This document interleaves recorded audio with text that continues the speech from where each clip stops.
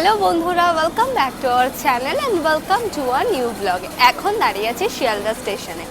দিদাকে নিয়ে আমরা যখন পুরীতে গিয়েছিলাম তোমাদের সাথে অনেকগুলো ব্লগ শেয়ার করেছি। তখন থেকেই মাথার মধ্যে একটা প্ল্যান ছিল দিদাকে একবার পাহাড় দেখাবো। সেই রকম প্ল্যান করেই আজকে বেরিয়ে পড়েছি আমরা দার্জিলিংয়ের উদ্দেশ্যে।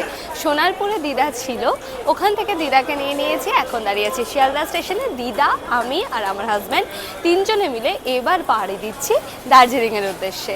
সামনে দিদা আর তার সামনে ও যাচ্ছে। এখন আমরা এসে দাঁড়িয়েছি শিয়ালদা স্টেশনে 14 নম্বর প্ল্যাটফর্মে। আমাদের ট্রেন উত্তরবঙ্গ এক্সপ্রেস অলরেডি স্টেশনে দিয়ে দিয়েছে। আমরা এবার এই ট্রেনে করে আজকে যাচ্ছি দার্জিলিং। ট্রেন ছাড়বে ঠিক 7:45-এ। তো এখন দেখি ট্রেনে উঠে পড়ি। দিদাকে অলরেডি বসিয়ে দিয়ে এসেছি, আমরাও যাব, গিয়ে এখানে বসবো। তারপর দেখি কটার সময় ট্রেন ছাড়ছে। একটু আধটু লেট তো হবেই। ট্রেনে ওঠার আগে একবার একটু চলে এসেছি 1 কাপ চা খাওয়ার জন্য। দিদা বসে আছে, দিদাকে ট্রেনে চাটা দিয়ে আমরা চলে এসেছি বাইরে চা খাবো বলে। 7:45-এ ট্রেন ছাড়ার কথা ছিল, আর ট্রেন কিন্তু একেবারেই লেট করেনি। 7:45-এই ট্রেন ছেড়েছে। আমার শাশুড়ি মা সোনারপুর থেকে রাত্রে খাওয়ার জন্য আলু পোস্ত, রুটি আর ঘুগনি বানিয়ে পাঠিয়েছিলেন। সেগুলো দিয়েই রাতের ডিনার কমপ্লিট করে তাড়াতাড়ি শুয়ে পড়েছিলাম, যেহেতু সকালবেলায় আমাদের ট্রেন এনজেপিতে নামাবে। আর সকালে যখন 5:30টার দিকে ঘুম ভাঙলো তখন দেখতে পেলাম ভোরের আলো ফুটে গেছে। এবার আমাদের নামার পালা। এখন বাজে 6:38। আমাদের ট্রেন আমাদেরকে স্টেশনে বেশ টাইমেই ঢুকিয়েছে। 6:20-তে আসার কথা ছিল, 6:38-এ ঢুকেছি। এবার আমাদের গাড়ি এখান থেকে বুক করাই রয়েছে। আমরা সামনে এগিয়ে গিয়ে গাড়িতে উঠবো। আস্তে আস্তে পাহাড়ের ওপর দিকে উঠছি, ঠান্ডাটাও একটু বাড়ছে। আমাদের ড্রাইভার দাদা আমাদেরকে এই যে পেছনের দোকানটা, ওই দোকানটার কাছে দাঁড় করালো। একটু চা খাবো, টিফিন কিছু করব। সবচেয়ে যেটা ভালো লাগছে যে যেহেতু দিদার প্রথম পাহাড় দেখছে, সে একটা আলাদাই ফিলিংস। কোনো কিছু প্রথম দেখলে যে একটা অদ্ভুত বিস্ময়ে তাকিয়ে থাকা না, দারুণ লাগছে। মানে দিদাকে যে আনতে পেরে আর মানে এত ভালো লাগছে না, সেটা আমি ভাষায় প্রকাশ করতে পারছি না। ভীষণ আনন্দ হচ্ছে। আর আমি অনেকদিন পর ঘুরতে এসেছি, আমারও আনন্দ হচ্ছে। কিন্তু সবচেয়ে বেশি যেটা ভালো লাগছে, ওই দিদার চোখে আনন্দটা, খুশিটা, ওইটাই আমার ভীষণ খুব ভালো লাগছে। চা নিয়ে নিয়েছি আর দিদা চা খাওয়াও শুরু করে দিয়েছে। দিদা নিয়েছে লিকার চা, আমরা নিলাম দুধ চা। আমার একটু খিদে পেয়ে গিয়েছিল বলে এখান থেকে ম্যাগি নিয়ে নিয়েছিলাম। খেতে ভীষণ ভালো ছিল, একটু ঝালটা বেশি ছিল।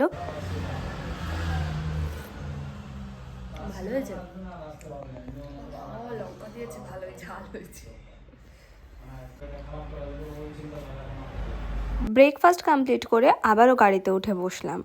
আগে এনজেপি থেকে দার্জিলিং যেতে মোটামুটি 4-5 ঘন্টার সময় লেগেই যেত, কিন্তু এখন একটা শর্টকাট রুট ধরে গাড়িগুলো আসে বলে আসতে কিন্তু অনেকটা কম সময় লাগে। আমরা মোটামুটি 7টা নাগাদ আমাদের জার্নি স্টার্ট করেছিলাম গাড়িতে, আর আমরা 10টা সাড়ে 10টার মধ্যেই কিন্তু দার্জিলিংয়ে নেমে গিয়েছিলাম। একটু ভয় ছিলাম দিদাকে নিয়ে, কারণ দিদার যেহেতু অনেকটাই বয়স হয়েছে, সেহেতু পাহাড়ে কতটা সার্ভাইভ করতে পারবে সেটা একটু ভাবছিলাম। সেই জন্য আমরা গাড়িটা বুক করেই নিয়েছিলাম, কারণ গাড়ি বুক করা থাকলে নিজেদের মতো করে যে কোনো জায়গায় টয়লেট বাথরুমের জন্য কিংবা দিদা যদি শরীর খারাপ লাগে গাড়িটাকে দাঁড় করাতে পারবো। কিন্তু যদি প্রাইভেট বুকিং না থাকে তাহলে তো গাড়ি আমাদের জন্য যেখানে সেখানে দাঁড়াতে রাজি হবে না। সেই জন্যই আমরা গাড়িটা বুক করে নিয়েছিলাম। আসার পথে অনেক বাইক আরোহীদের দেখতে পাচ্ছিলাম যারা পাহাড়ে বাইক ড্রাইভ করে ঘুরতে যাচ্ছে। তো এটা দেখে নিজেদের মনেও একটা আকাঙ্ক্ষা জেগেছে। অনেকদিন ধরে ইচ্ছে আছে, দেখা যাক এই বছরের মধ্যে সেটা পূর্ণ করার চেষ্টা করব। পাহাড়ে একটু বাইক নিয়ে ঘুরতে যাব দুজনে মিলে, কতটা হয় দেখা যাক এরপরে। অনেক রাস্তা পেরিয়ে কিন্তু গাড়ি আস্তে আস্তে চলে এসেছে কার্শিয়াং শহরের কাছে।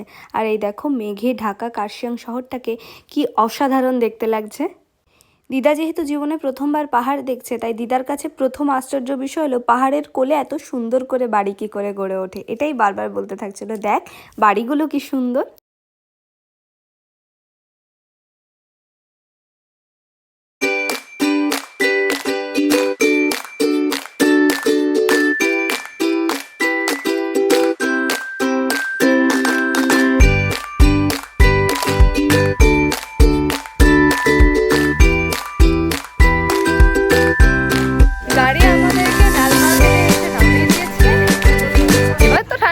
কেফে যাচ্ছি আমরা, ক্যাভেঞ্জার্সের সামনে রয়েছি এখন। এখান থেকে আমরা যাব আমাদের হোটেল সানফ্লাওয়ার। হোটেল তো বুকিংই রয়েছে, অসুবিধা নেই, জাস্ট হেঁটে এখান থেকে ওই পর্যন্ত যাব।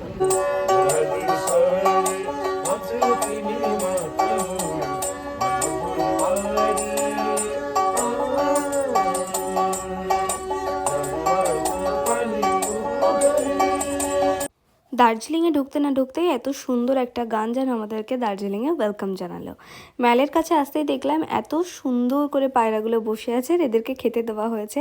মাঝে মাঝে একটা আধটা পায়রা একটু উড়ে উড়ে যাচ্ছে, দেখতে বেশ সুন্দর লাগছিল। তারপর ভাবলাম ওখানে দাঁড়িয়ে এক কাপ চা খেয়ে তারপর যাব আমাদের হোটেল। ম্যালের এই জায়গাটা আসলেই মনে হয় এই তো আমরা দার্জিলিংয়ে এসেই গেছি। এসে গেছি, এখানে বসে সবাই মিলে একটু চা খাবো, চা খেয়ে নিয়ে তারপর যাব আমাদের হোটেলে।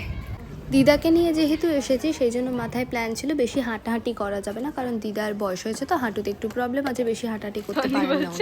সেই জন্য আমরা চেষ্টা করেছিলাম একদম ম্যালের পাশেই কোথাও হোটেল নেব। তো সেই মতো আমরা ম্যালের একদম বাঁদিকের গলিটা, মানে যেদিকটা মহাকাল মার্কেট তার অপোজিট সাইডেই কিন্তু যে রাস্তাটা ম্যালের পাশ থেকে বেরিয়ে যাচ্ছে ওখানেই আছে হোটেল সানফ্লাওয়ার, সেটাই আমরা বুকিং করেছিলাম।